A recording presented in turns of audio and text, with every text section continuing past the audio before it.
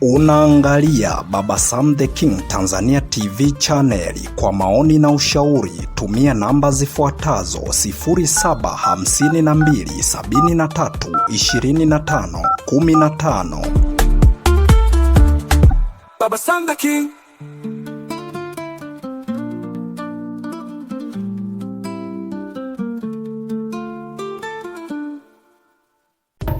Uhali gani mpenzi msikilizaji wa simulizi za sauti? Karibu tena katika simulizi zetu za sauti ambazo umezoea kuzipata hapa, na hii simulizi si nyingine, ni simulizi yako pendwa inayoitwa Dada wa Kazi na Bosi sehemu ya 13. Kwenye upande wa YouTube channel tunaitwa Baba Sam the King Tanzania TV channel, lakini kwenye upande wa TikTok tunaitwa Baba Sam the King channel. Kwenye upande wa YouTube tunachokuomba subscribe, lakini kwenye upande wa TikTok tunachokuomba follow.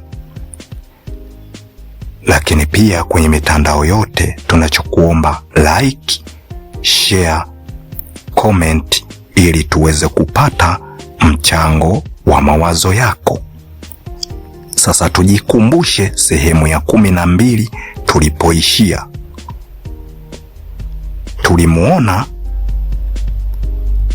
Sikununu anakimbilia nyuma ya nyumba, na hatimaye alianza kuwaza mawazo mengi,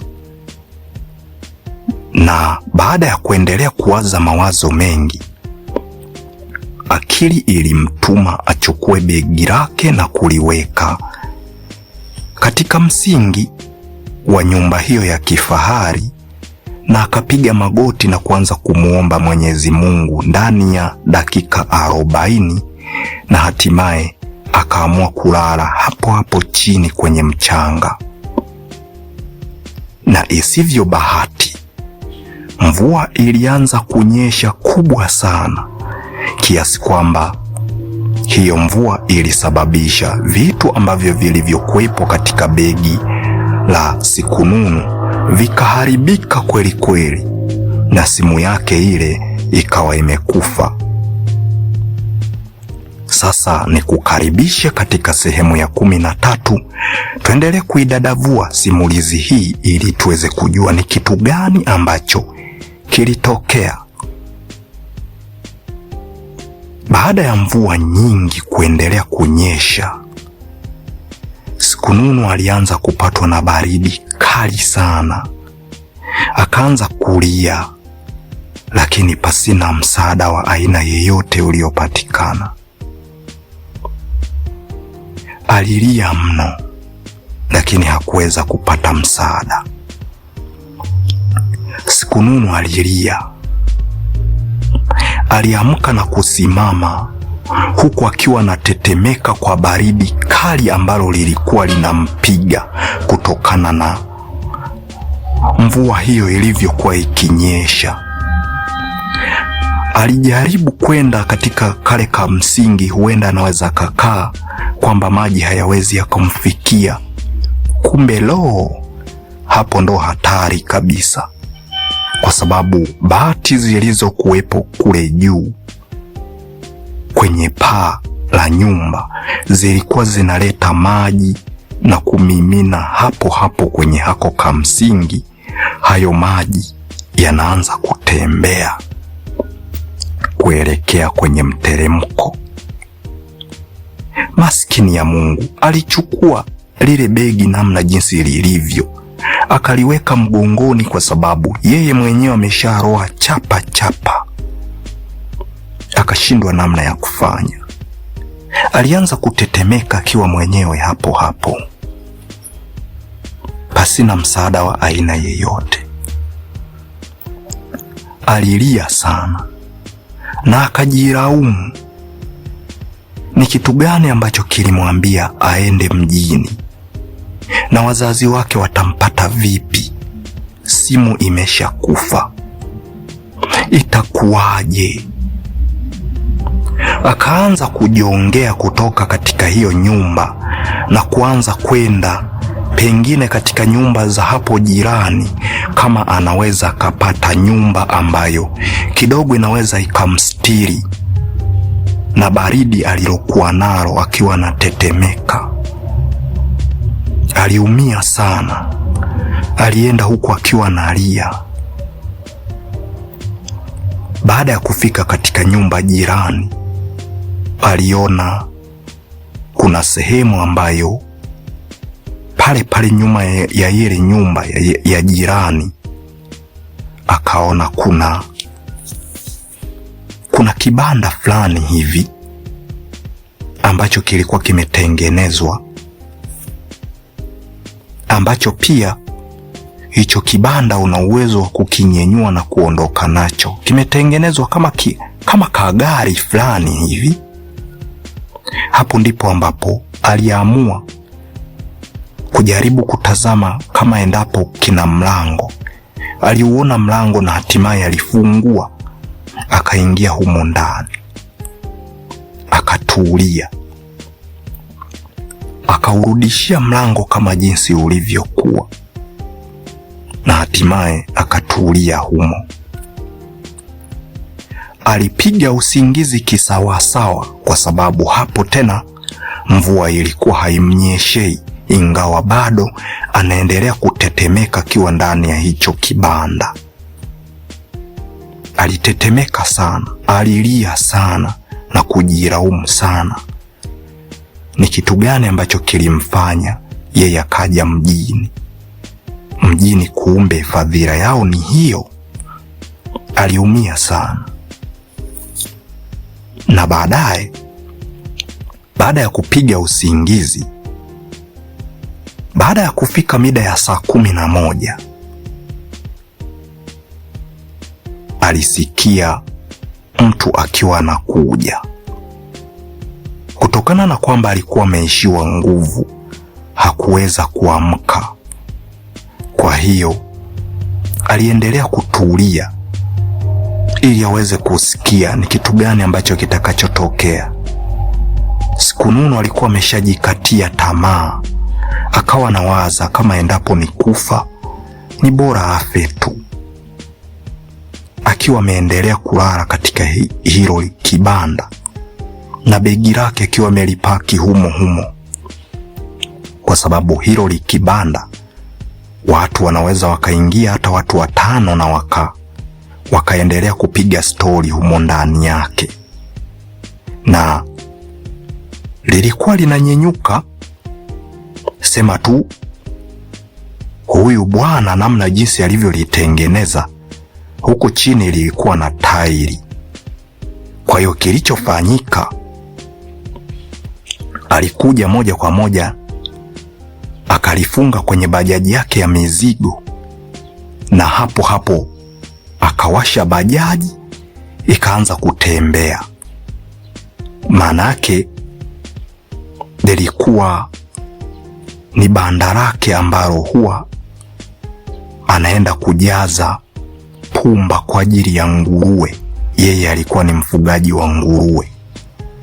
Sasa akawa anajaribu kupeleka hilo banda kule pembeni ya mji wa Mzayuni, ambapo kulikuwa na mashine nyingi ambazo zinakoboa mpunga ili aweze kwenda kupakia magunia, apakie magunia ya pumba kwa ajili ya nguruwe. Alikuwa ni mfugaji mkubwa sana, kwa sababu bajaji yake hiyo magunia hayatoshi. Kwa hiyo ndio maana aliamua kutengeneza likibanda kama hilo, yani ili liwe kama tera lake. Akalifunga tu kwenye bajaji ile na kuondoka. Maskini ya Mungu, Sikununu alianza kusikia kama vile lile dude liko linatembea. Na kweli huyo mzee baada ya kufika na kufunga, wala hata hakujua kwamba ni kitu gani kilichomo. Yes, ameacha ameegeshea mlango wa hilo likibanda. Kwa hiyo hakutazama kama endapo kuna mtu au hakukuwa na mtu. Lakini katika upande wa pili, Zatiti aliamka asubuhi na kuja moja kwa moja mpaka sebleni. Alichukua simu. Alivyotazama akakuta babake mdogo Bwana Tobias Mavugwe alimpigia sana. Alipiga mno simu, lakini haikuweza kupokelewa. Aisee, Zatiti alianza kujilaumu. Kwa nini aliacha simu? La kwanza, hakutazama hata hiyo missed call za babake mdogo eti ampigie, bali tu alijilaumu kwa nini aliacha simu. Kilichofanyika, yeye moja kwa moja alitafuta namba ya Sikununu na kuanza kuipigia. Baada ya kumpigia Sikununu hakupatikana tena hewani. Akaanza kuwaza,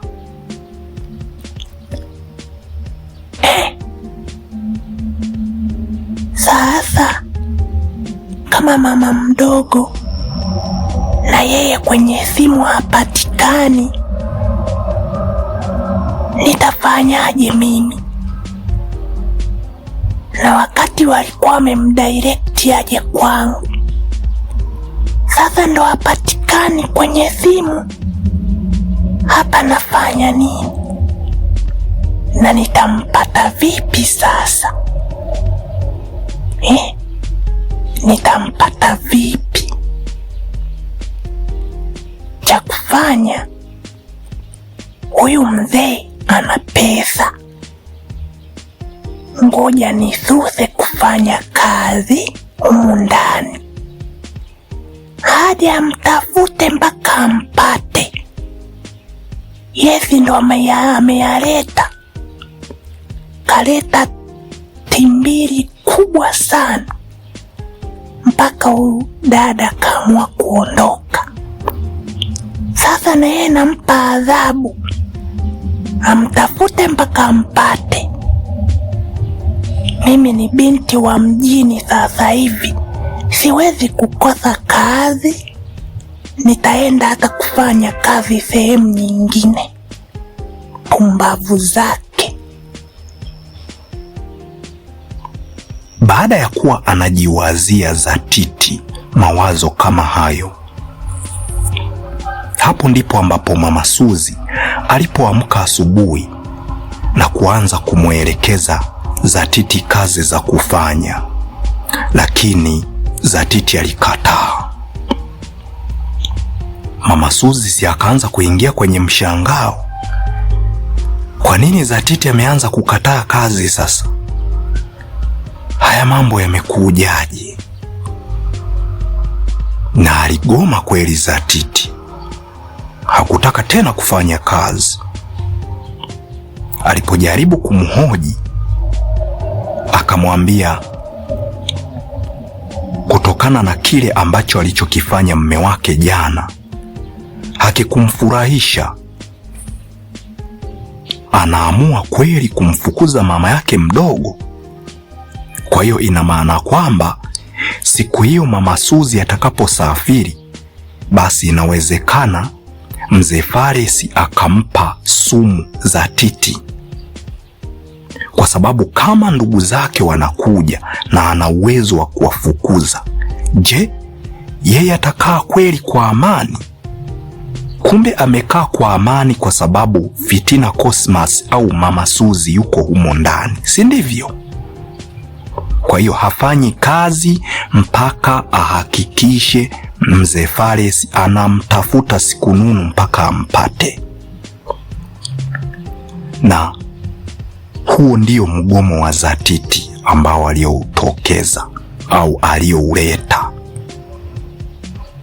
Mzee Fares alienda kuamshwa chumbani na mke wake, akaambiwa yote ambayo Zatiti anayoyasema. Mzee Fares alikuja akamuita Zatiti, akamwambia kae kwenye sofa ili waanze kuongea, lakini Zatiti alikataa. Alianza kumwambia kwamba Mzee Fares ana uwezo wa kumuua mtu, kwa sababu kama endapo babake mdogo huwa anakuja Tobias Mavugwe na anapokelewa vizuri, sasa amekuja mke wake amefukuzwa. Nini hiki? Yaani ana maana gani huyu mzee Fares kufanya jambo kama hilo?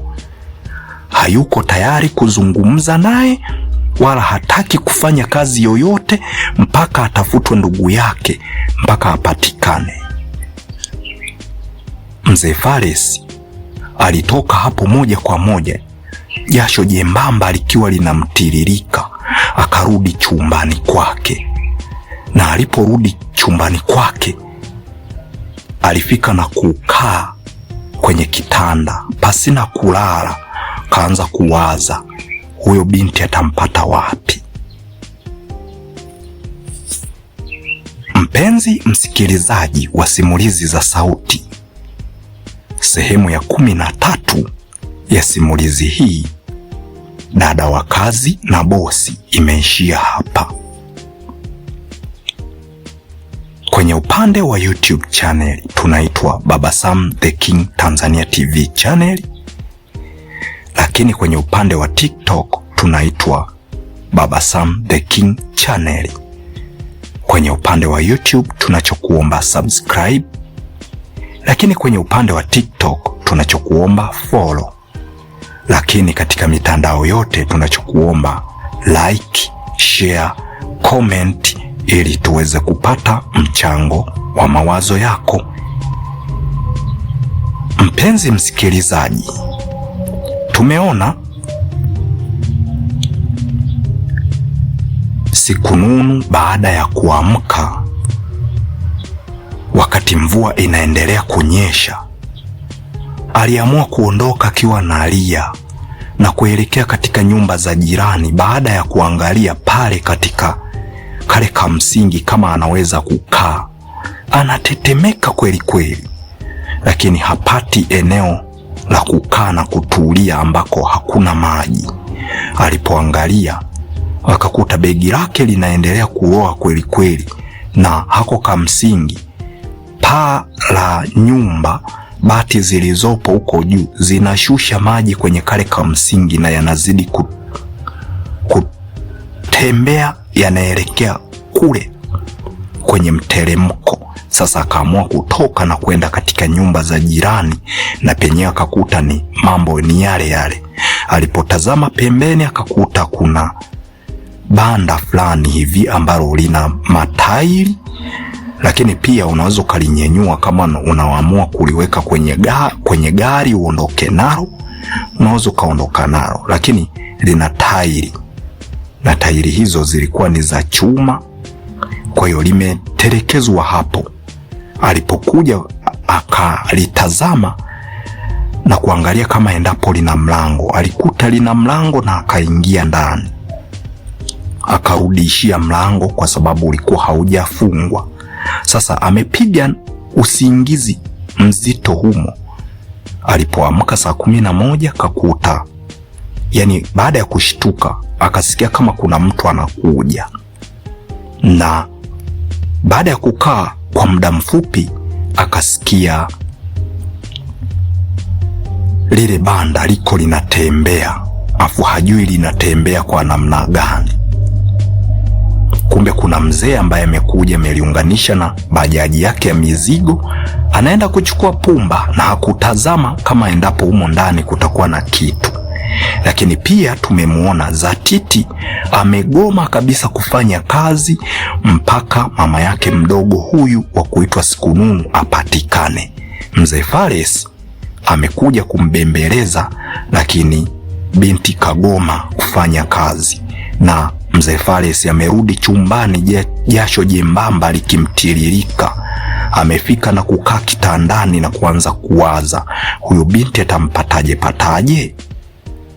Wewe unahisi sehemu inayofuata ni kweli huyu binti atapatikana Siku Nunu? Kutokana na umaarufu alionao Mzee Fares na kuwa na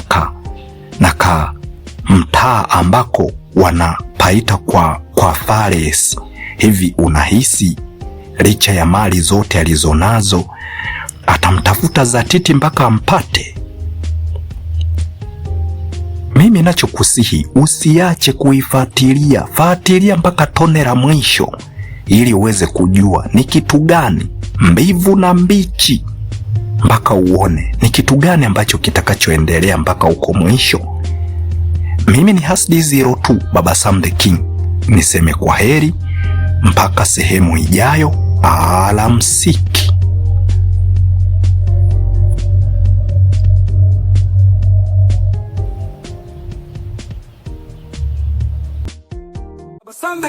Unaangalia Baba Sam the King Tanzania TV channel. Kwa maoni na ushauri tumia namba zifuatazo: 0752732515. Baba Sam the King.